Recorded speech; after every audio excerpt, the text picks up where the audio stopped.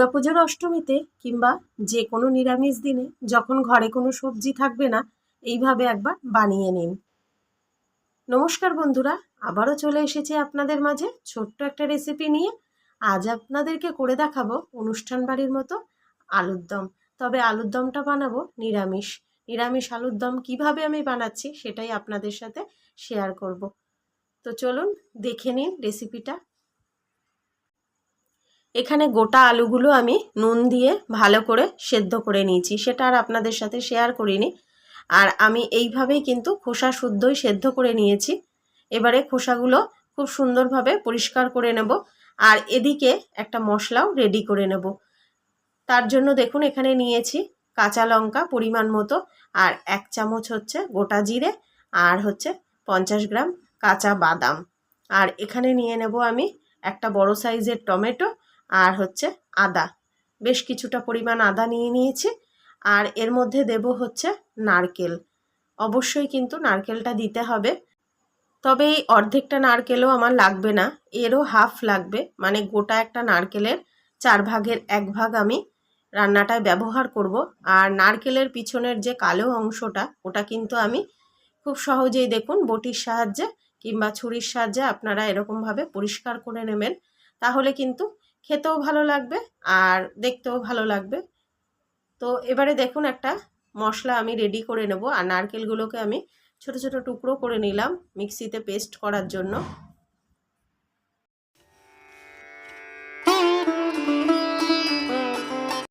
এবারে কড়াইয়ে সর্ষের তেল দিয়ে দিয়েছি পরিমাণ মতো, আর তেলটাও গরম হয়ে গেছে। তেলে সামান্য হলুদ দিয়ে দিলাম যাতে মশলাটা না ছেটে। এবারে হচ্ছে সিদ্ধ করে রাখা আলুগুলো কিন্তু আমি ভেজে নেব। আর তেলটা কিন্তু খুব ভালোভাবেই গরম করতে হবে, না হলে কিন্তু আলুগুলো কড়াইতে কিন্তু লেগে যাবে। এবারে নুন হলুদ দিয়ে আলুগুলোকে আমি খুব ভালোভাবে ভেজে নেব। আর রান্নাটা কিন্তু সর্ষের তেলে করলে স্বাদটা অনেকটাই ভালো হবে।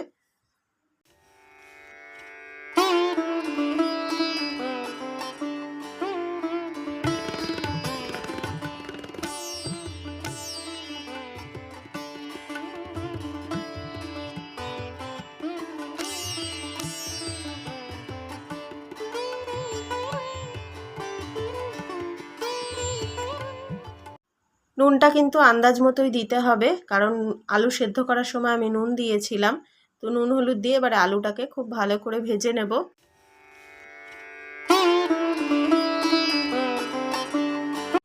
আলুগুলো খুব ভালো করে ভেজে নিয়েছি। এবারে ভাজা তেলের মধ্যেই, মানে আলু ভাজা তেলের মধ্যেই আমি দিয়ে দিলাম 2টো গোটা শুকনো লঙ্কা ফোড়ন। এবারে শুকনো লঙ্কাটা খুব ভালো করে ভেজে নেব।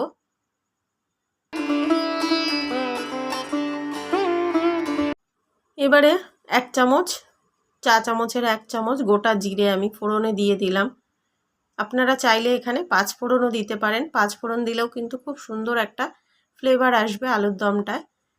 খুব ভালোভাবে এবারে ফোড়নটাকে ভেজে নেব। আর এদিকে এই যে মশলার পেস্টটাও রেডি হয়ে গেছে, এইটা এবারে দিয়ে খুব ভালোভাবে কিন্তু কষিয়ে নিতে হবে।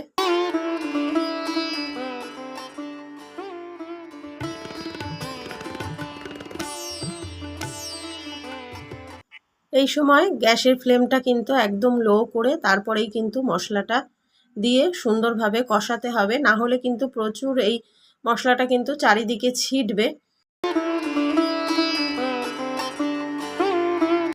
এবারে এর মধ্যে দিয়ে দিলাম 1 চামচ কাশ্মীরি লঙ্কার গুঁড়ো, যাতে রঙটা ভালো হয়।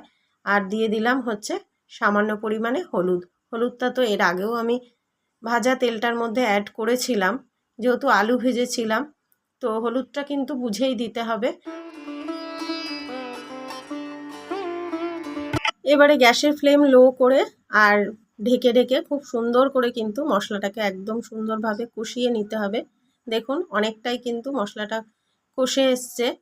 এবারে এর মধ্যে দিয়ে দিলাম নুন, আর দেব হচ্ছে পরিমাণ মতো চিনি। তো নিরামিষ রান্না একটু চিনিটা কিন্তু বেশিই লাগবে, মিষ্টি মিষ্টি যাতে হয়। তো আমি এখানে 1.5 চামচ মতো চিনি দিয়ে দিলাম। এবারে খুব সুন্দর করে একটু সময় নিয়ে কিন্তু ঢেকে ঢেকে মশলাটাকে কষিয়ে নিতে হবে। আর মাঝে মাঝে কিন্তু একটুখানি ঢাকনাটা খুলে এরকম নাড়িয়ে দিতে হবে, না হলে কিন্তু নিচে লেগে যাওয়ার ভয় আছে, কারণ বাদাম যেহেতু আছে এর মধ্যে দিয়ে দিলাম এবারে 2টো তেজপাতা। তেজপাতাটা চাইলে আপনারা কিন্তু তেলেও ফোড়ন দিতে পারেন, আমি এভাবেই পরেই অ্যাড করলাম। তো দেখুন গ্রেভিটা কতটা কমে এসছে।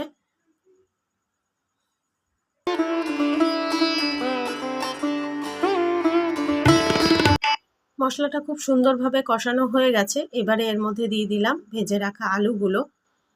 আমি এখানে গোটা আলুই ব্যবহার করেছি, আপনারা চাইলে কিন্তু আলুগুলো পছন্দ মতো সাইজ করে কেটেও নিতে পারেন, তবে গোটা গোটা আলু দিলে কিন্তু দেখতেও ভালো লাগে। আর এবারে কিন্তু আমি খুব ভালোভাবে আলুর সাথে কিন্তু আবারও মশলাটাকে কষিয়ে নেব।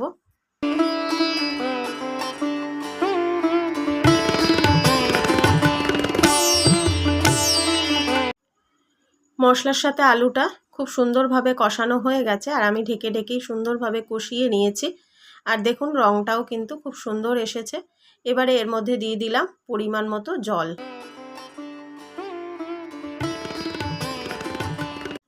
জলটা খুব বেশি দেব না, কারণ এখানে আলুগুলো কিন্তু খুব সুন্দরভাবে সেদ্ধ করা, আর মশলাও খুব সুন্দরভাবে কষানো হয়ে গেছে। আর গ্রেভিটাও কিন্তু বেশ ঘনই হবে, পাতলা হবে না ঝোলটা। তো তার জন্য অল্প পরিমাণেই কিন্তু আমি জল এখানে অ্যাড করলাম।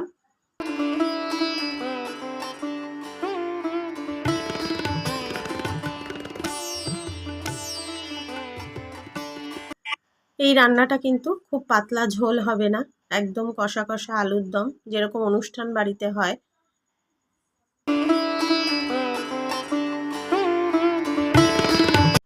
আলুর দমটা কিন্তু রেডি হয়ে গেছে, ফুটে গেছে দেখুন। খুব বেশি কিন্তু ফোটানোর দরকার নেই। এবারে আমি কাসুরি মেথি কিন্তু একটুখানি হাতে ঘষে আমি এর মধ্যে দিয়ে দিলাম, এতে কিন্তু ফ্লেভারটা খুব সুন্দর হবে। আর দিয়ে দেব হচ্ছে গরম মশলা, 1/2 চামচ মতো গরম মশলার মধ্যে অ্যাড করব। আর আপনারা চাইলে কিন্তু এখানে ঘিটাও দিতে পারেন, আমি ঘিটা দেব না। তো দেখুন একদম কিন্তু রেডি হয়ে গেছে আলুর দম।